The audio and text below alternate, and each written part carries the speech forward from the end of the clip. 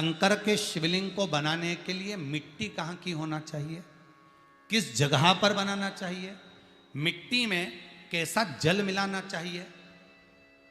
जब शिवलिंग का निर्माण करें, शंकर के शिवलिंग को जब बनाएं तो सबसे पहले कैसे बनाएं, उस तक का विधान शिव महापुराण में और लिंग पुराण में कहा गया। महाराज कहा क्यारे की मिट्टी हो, क्यारा मतलब समझिएगा जिस मिट्टी पर कोई गंदगी ना करी गई हो, ऐसी जगह का कोई भाग मिट्टी का लाया जाए जहां कोई गंदगी ना करे। शिव महापुराण की कथा कहती है।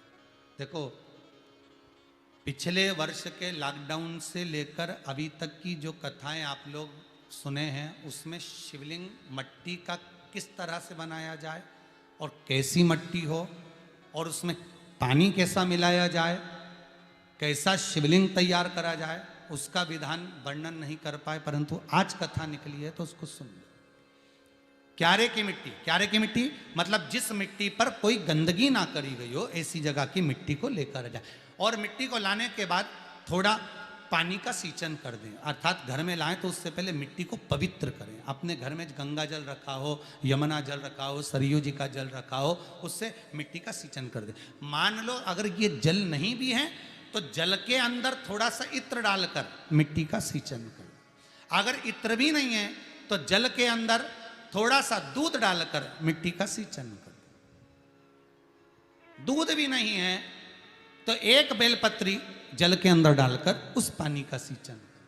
बेलपत्र भी नहीं है, पीपल का पत्ता डालकर उसका सींचन कर दें। पर मिट्टी पर घर में लाते से ही, ये नहीं कि मिट्टी आज लाए और तुमको शिवलिंग कल बनाना है, तो मिट्टी अगर 1 दिन पहले लाए हो, 2 दिन पहले लाए हो, 4 दिन पहले लाए हो, तो उसी दिन जल का सींचन होना चाहिए। ये नहीं कि जिस दिन बनाएंगे उस दिन सींचन होगा। मिट्टी पर पानी का छींटा, सींचन भले ज़्यादा मत डालो, पर छींटा तो उस दिन लगा देना चाहिए जिस दिन घर में मिट्टी लेकर आए हो, जिस दिन लेकर।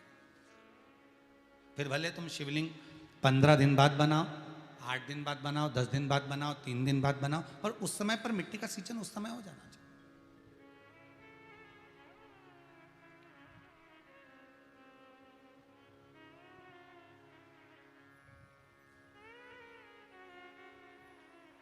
फिर कहा जिस दिन शिवलिंग का निर्माण करो उस दिन प्रातः में अगर आप शिवलिंग बना रहे हैं तो ब्रह्म मुहूर्त में मिट्टी को गला दो।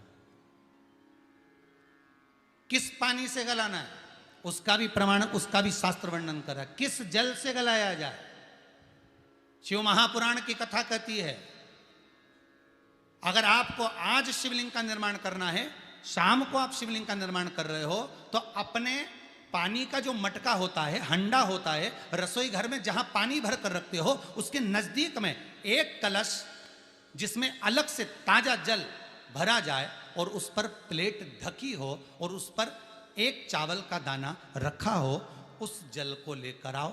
थोड़ी देर रखा रहे, आधा घंटा, 2 घंटा, 3 घंटा, 15 मिनट, 20 मिनट, पर वो पानी वहां रखा होना चाहिए। रसोई घर में अन्नपूर्णा का निवास होता है, परिंदे के पास पितरों का निवास होता है। अन्नपूर्णा, पित्र सब रसोई घर के भीतर विराजमान होते हैं। शास्त्र कहता है 33 कोटि देवता एक समय के लिए, एक क्षण के लिए हमारे रसोई घर में प्रवेश करते हैं। इसलिए रसोई घर को तुम पूरे घर को स्वच्छ रखो ना रखो, पूरे घर को तुम साफ रखो ना रखो, पर रसोई घर एकदम क्लीन होना चाहिए, साफ होना चाहिए, स्वच्छ होना चाहिए। आज के ज़माने में तो खैर गया, पर पहले जब मट्टी के चूल्हे होते थे, जब चूल्हा बंद होता था तो उसको गीला कर कर, गोबर को या पानी में उसको गीला कर कर, एक कपड़े को गीला कर कर पूरे चौके को, रसोई घर को पोंछा जाता था। मिट्टी का होता था वो, तो भी उसको पोता लगाते थे, पोंछते थे।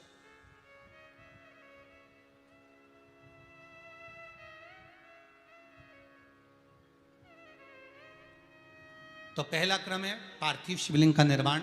सावन के महीने में अगर आप शिवलिंग बनाते हैं, सोमवार को शिवलिंग बनाते हैं, तो नियम ध्यान रखिएगा महाराज, लिंग पुराण से है ये, इसका नियम ध्यान रखिए। क्या करना है, मिट्टी को लाना है, जल का छींटा देना, छींटा जरूर देना, घर में लेकर आए और जल का छींटा होना जरूरी है। 2 दिन तक 3 दिन तक मिट्टी रखी हुई है, और उसके बाद अगर आपने पानी का छींटा नहीं दिया है और आपने डायरेक्ट मिट्टी को गला दिया और उसके बाद बनाया, तो उसका कोई प्रमाण नहीं। जल का छींटा अवश्य। फिर उसको रख दें, 15 दिन बाद बनाओ, 4 दिन बाद बनाओ, 3 दिन बाद बनाओ, 2 दिन बाद बनाओ। शिवलिंग जब बनाओ तब उस मिट्टी को, जो कलश आपने रसोई घर में रखा है चावल का दाना रखकर प्लेट के ऊपर, अर्थात उस कलश का जल उस मिट्टी में थोड़ा सा डालिए। क्यों डाला जाता है उसका भी भाव वर्णन किया है। अब भविष्य पुराण, स्कंद पुराण और अग्नि पुराण, इन तीनों से ले लिया गया। वर्णन किया गया, जब उस कलश का जल हम डालते हैं तो उस कलश में पितरों का भाव आ जाता है, अन्नपूर्णा का भाव आ जाता है, घर में लक्ष्मी का भाव आ जाता है, संपदा का भाव आ जाता है।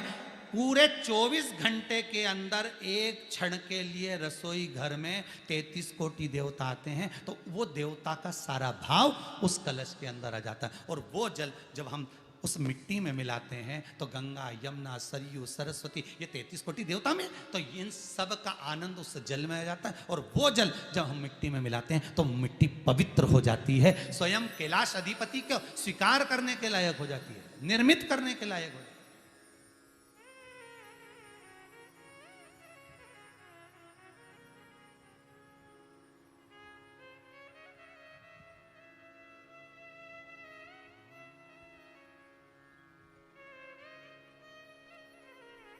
शिवलिंग का निर्माण।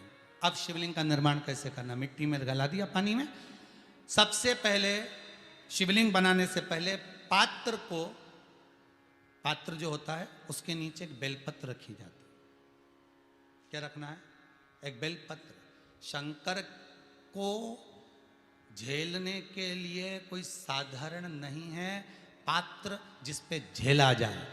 स्वयं गंगा शिव की जटा में, और आप शंकर के शिवलिंग का निर्माण कर रहे हो, कोई साधारण नहीं हो सकता। स्वयं आप विदेश्वर संहिता के अंतर्गत पढ़े कि ब्रह्मा और विष्णु, ब्रह्मा ऊपर जा रहे हैं, भगवान विष्णु नीचे जा रहे हैं, तो पता नहीं कर पा रहे कि यहां चरण कहां पर और शीश कहां पर है, उसको जान ही नहीं पा रहे।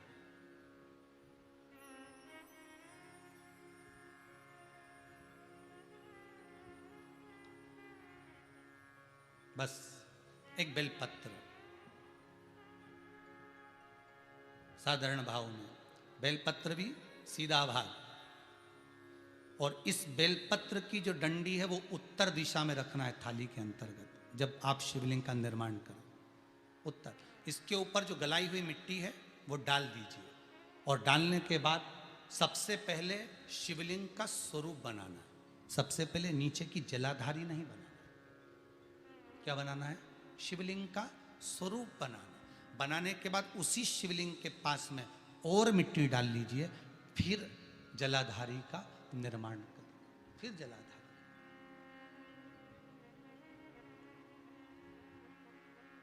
शिवलिंग जलाधारी निर्मित हो गई। शंकर जी का संपूर्ण परिवार शिवलिंग में रहता है, आपको पहले भी कहा। भगवान भूत अधिपति भूतेश्वर भगवान शिव का संपूर्ण परिवार शिवलिंग में, पहले भी कथा में कहा, आज फिर आपको वर्णन कर देते हैं। जैसे ये जलाधारी है गोल, ये चरण है, ये शिवलिंग है। ये जो गोल भाग है जहां पर भगवान शंकर का शिवलिंग रखा है, ये पार्वती जी का हस्त कमल है। जहां से पानी नीचे गिर रहा है, इसके राइट भाग में श्री गणेश जी का स्थान, लेफ्ट भाग में श्री कार्तिकेय जी का स्थान। बीच में जो एक मोटी सी लाइन होती है जलाधारी में, वो पार्वती जी के सुंदर पुत्री अशोक सुंदरी का स्थान। शंकर जी के ऊपर जो तिकोनी रखी रहती है, उसके ऊपर से जो जल बूंद बूंद नीचे गिरता है, ये जो पानी बूंद बूंद नीचे गिरता है, या आप कलश से जल चढ़ाते हो या आप श्रृंगी से जल चढ़ाते हो, तो ये जो पानी गिर रहा है, ये शंकर भगवान की 5 पुत्रियां, जया, विषहरा, शामरी बारी, दौतली और देव, ये शंकर जी की 5 बेटियां, 5 पुत्री।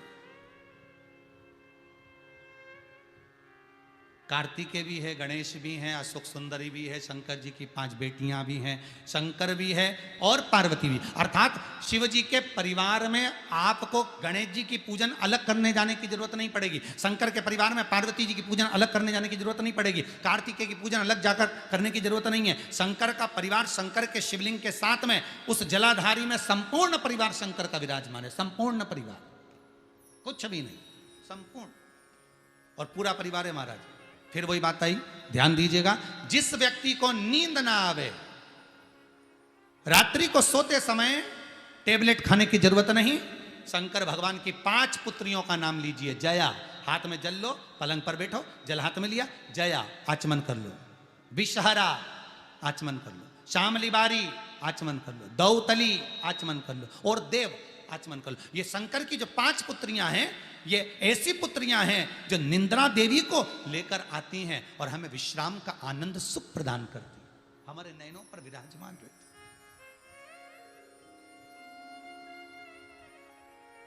हाँ, यदि विवाह नहीं हो रहा, शादी नहीं हो रही है, बहुत समय से लगन देख रहे हो, शादी नहीं हो रही, बहुत समय से परेशान हो गए कि विवाह ही नहीं हो रहा, हम तो टेंशन में पड़ गए, लड़की 28 साल 30 साल का लड़का हो गया, विवाह नहीं हो रहा, कुछ मत करो।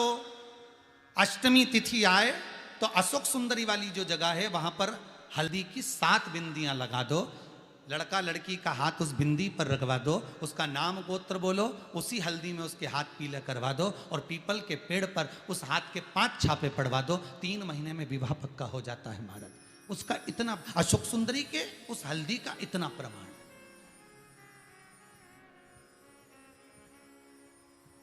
3 माह के अंतर्गत विवाह नक्की होगा, इतना इतना प्रमाण है महाराज। भगवान शिव की आराधना का कोई साधारण फल है महाराज।